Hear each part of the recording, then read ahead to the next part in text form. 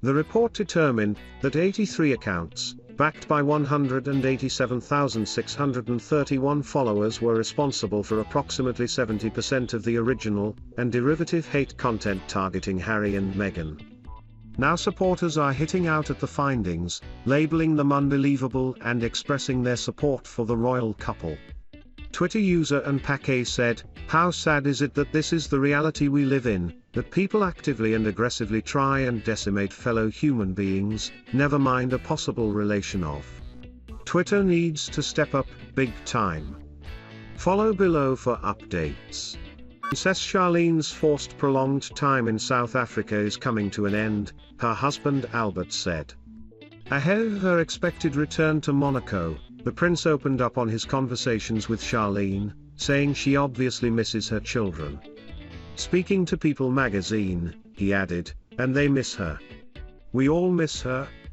Charlene traveled to South Africa in May, where she was due to remain for less than a fortnight to raise awareness on illegal poaching and work on conservation with her foundation. However, she developed a severe ENT infection following a sinus lift and bone graft held in preparation for dental implants.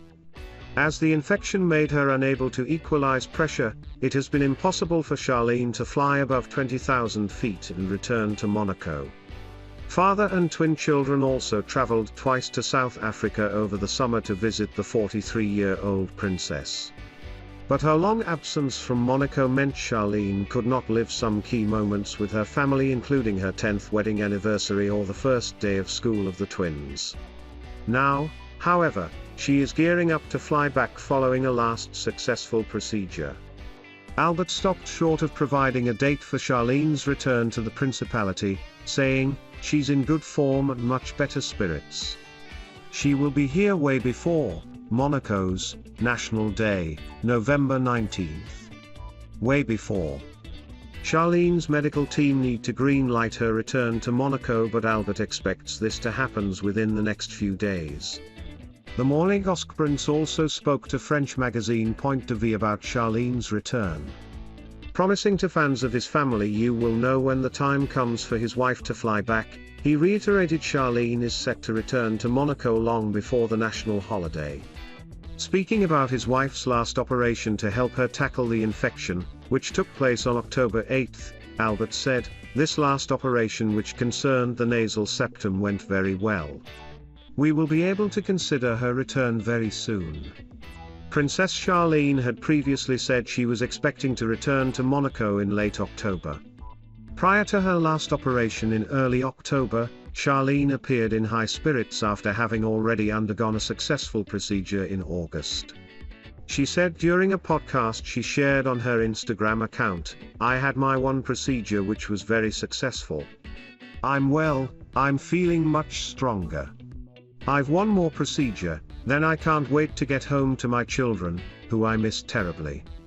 Albert's hopeful words came at a difficult time for Charlene, who yesterday announced the death of her dog. The royal published a picture of herself kissing her pet on October 26. She wrote in the caption, "My little angel died last night, she was run over. I will miss you so much, rest in peace." Duchess of Cambridge, 39, has dazzled with her fashion choices during her recent royal engagements. Kate wowed crowds gathered for the premiere of the new James Bond film at London TMS Royal Albert Hall last month. The Duchess stepped out onto the red carpet in a gold sequined dress by British designer Jenny Packham. Kate donned the show-stopping outfit, part of a collection of 8 Bond-inspired dresses, as she appeared alongside her husband Prince William, and in-laws Prince Charles and Camilla, Duchess of Cornwall. Kate impressed again weeks later, as she recycled a Grecian-style Alexander McQueen number for the inaugural ceremony of the Earthshot Prize, the environmental award William launched last year. The dress, which Kate previously wore to a 2011 BAFTA event, was in keeping with the Earthshot dress code, which asked guests to consider the environment when choosing their outfit. A 2012 column by journalist and commentator Amanda Platel for the Daily Mail was highly critical of Kate for wearing a bright red dress for the Queen TMS Diamond Jubilee pageant that year. With the Queen TMS Platinum Jubilee set to take place in 2022, Kate may well opt for a more muted dress choice when appearing alongside the Queen this time. Ms. Platel wrote, "Let us be charitable and assume it was never Kate TMS' intention to steal the limelight from the Queen, and she was simply badly advised. But there TMS a lesson in there for her. Yes, she looked stunning. But when in the Queen TMS company, less is definitely more. Ultimately, nothing, not even a Scarlet Duchess, could outshine our Diamond Sovereign. But please, Kate, if you planning a sexy pink number for the service of Thanksgiving tomorrow, think again." The columnist described the Alexander McQueen outfit as a scarlet dress so bold and bright it just screamed, "Look at me." Trademark. She pointed out that a sleeveless version of the dress had been worn by reality TV star Kim Kardashian and former N-Dubs star and judge on the X Factor trademark, Talisa Contestavlos. Ms. Platel was quick to praise Kate for previously combining high street fashion with designer clothes, branding her style classic, conservative, sometimes demure. However, she also added, "So why, on the second most important occasion in her public life, did she opt for an outfit more suited to Ladies' Trademark Day at Aintree alongside Colleen Rooney than beside Her Majesty at her Diamond Jubilee pageant?" The Queen herself opted for a dignified regal number as she stepped aboard the royal barge at the pageant held in her honor, which sailed along the River Thames. Her outfit consisted of a silver and white coat and hat adorned with dozens of Swarovski crystals. Ms. Platel claimed that Kate TMS' own family had influenced her fashion choices for the Queen TMS big day. She added, "I blame her family. Not the royals, but the Middletons." Apparently, the Middleton women, now a bewildering presence at all royal occasions, had decided to do a red, white and blue trademark theme between sisters and mother, with Carol in white, Pippa in blue and Kate in crimson. Put together, they no doubt looked like a jolly string of bunting. But, for heaven TMS sake, this wasn't TMT a promotional shoot for their online party business, it was a formal royal function. Family loyalty is one thing, Kate, but you part of a much bigger, more important family now. Pair made the shock announcement in January 2020, and subsequently moved to the US with their son, Archie. Since then Meghan and Harry have publicly spoke about the difficulties they faced as royals, including mental health issues it caused and even alleged racism. Since leaving for their new life, Meghan has not returned to British soil, and Harry has returned just twice, for Prince Philip's funeral and the unveiling of the statue of his late mother, Princess Diana.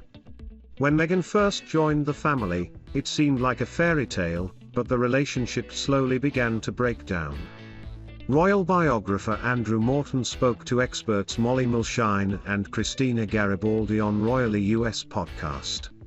Mr. Morton said, "I thought that she was a team player before, and she was known as a team player on Suits.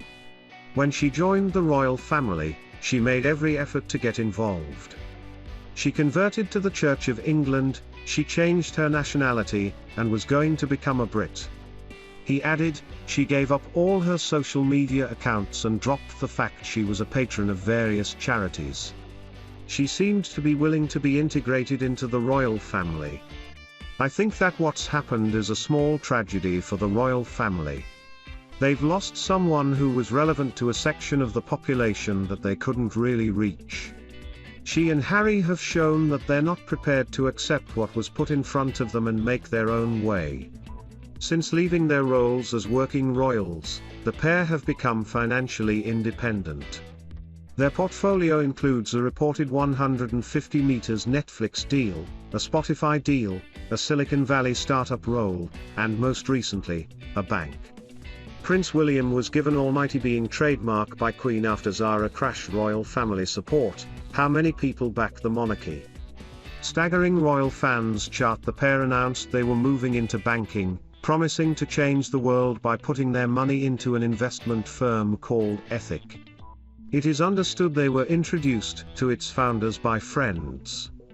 The Duke and Duchess have been appointed as impact partners.